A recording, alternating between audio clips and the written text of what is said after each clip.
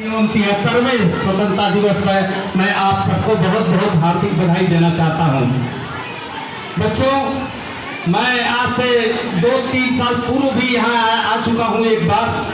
मुझे याद है कि आज का कार्यक्रम जो इतना शानदार रहा बच्चों का, मैं चाहता हूँ कि एक बार अपने नाम पर आप बहुत जोरदार तालियां बजा कर इसका स्वागत करें।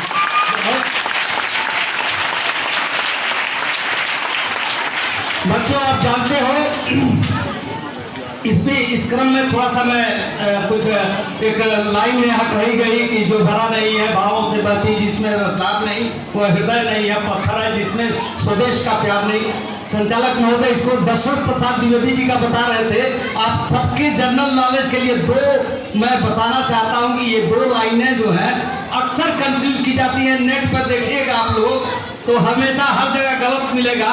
कहीं किसी ने मैथिली शरण गुप्त बताया है, किसी ने राम नरेश त्रिपाठी बताया है, किसी ने कुछ बताया है।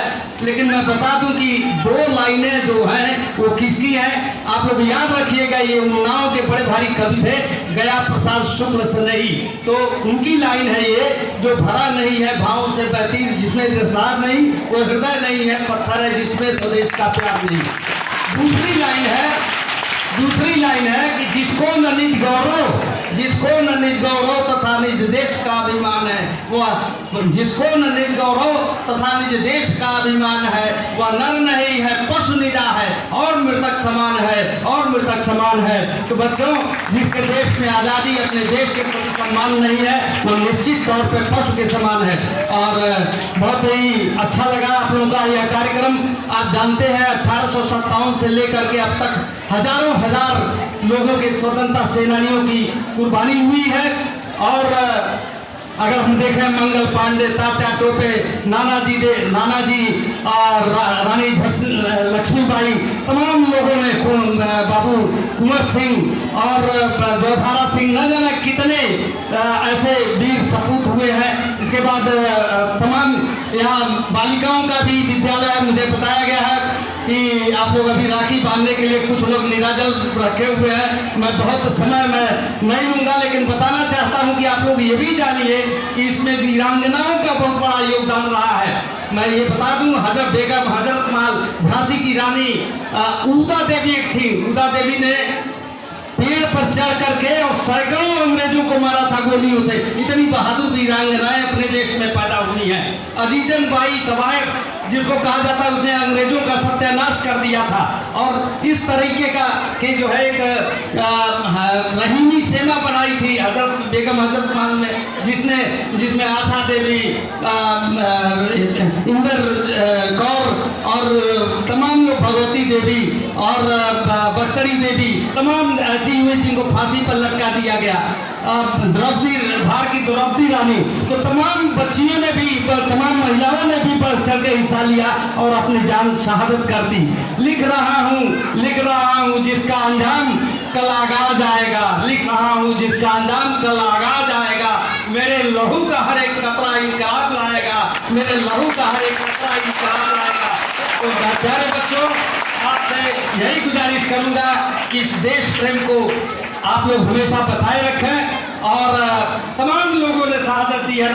यहाँ गोरखपुर में आप जानते हैं राम प्रसाद बिस्मिल, अशफाकुल्ला खान, एक कहानी में थोड़ा सा छोटे में बता देना चाहता हूँ। और रोशन सिंह, राजेंद्र लाहिड़ी, तमाम लोगों ने जो है, सचिन निशानियाल, तमाम लोगों को फांसी की सजा हुई। भगत सिंह, राजगुरु, सुखदेव और बटुकेश्वर का तमाम लोगों ने फांसियाँ दे लिया। आजाद, चंद्रशेखर आजाद वगैरह तमाम लोगों ने, आप जानते हैं क्विट इंडिया मूवमेंट में 1942 में भी तमाम लोगों ने कुर्बानी दी।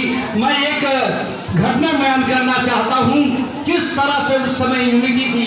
आज देश में कई जगह दुर्भाग्यपूर्ण जो है सांप्रदायिक जो है तनाव देखने को मिलता है, सांप्रदायिक अलगाव देखने को मिलता है। लेकिन एक घटना बता दूँ कि अशफाकुल्ला खान को जब फांसी दी गई और रोशन सिंह और राम प्रसाद बिस्मिल को, तो दोनों बड़े पक्के दोस्त थे। राम प्रसाद बिस्मिल ने पूछा, अशफाकुल्ला खान मृत्यु की फांसी सुन करके रोने लगे, तो उससे पूछा गया, उन्होंने पूछा कि भाई क्या तुम मृत्यु से डर गए? तो अशफाक उल्लाह खान ने जो जवाब दिया था, आप नोट कर लीजिएगा, उन्होंने जवाब दिया, नहीं मित्र, मैं इसलिए नहीं रो रहा हूं कि मुझे फांसी से डर है, मैं इसलिए रो रहा हूं कि तुम्हारे धर्म में यह लिखा है कि आप पुनर्जन्म लोगे, इस भारत धरा पर मिटने का समय आएगा, लेकिन मेरा दुर्भाग्य है, मेरा धर्म ये कहता है कि पुनर्जन्म नहीं होता है, इसलिए रो रहा हूं मैं कि मैं भारत माता पर पुनः कुर्बान नहीं हो सकता।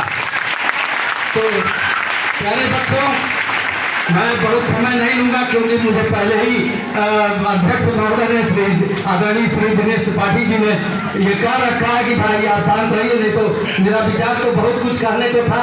वैसे मैं ये कहना चाहूँगा कि अभी हमको आज़ादी तो मिल गई है, बहुत क्षेत्रों में आज़ादी अभी हासिल करनी है। 370 आर्टिकल की बात चल रही है 35A पर, इस पर मैं आर्टिकल लिखने बैठा तो वह किताब की शक्ल तैयार कर चुका है, तो मैं कोशिश करूंगा कि किताब ही लाऊं। ये बहुत बड़ा काम हुआ है, देश की एकता अखंडता के लिए बहुत बड़ा काम हुआ है।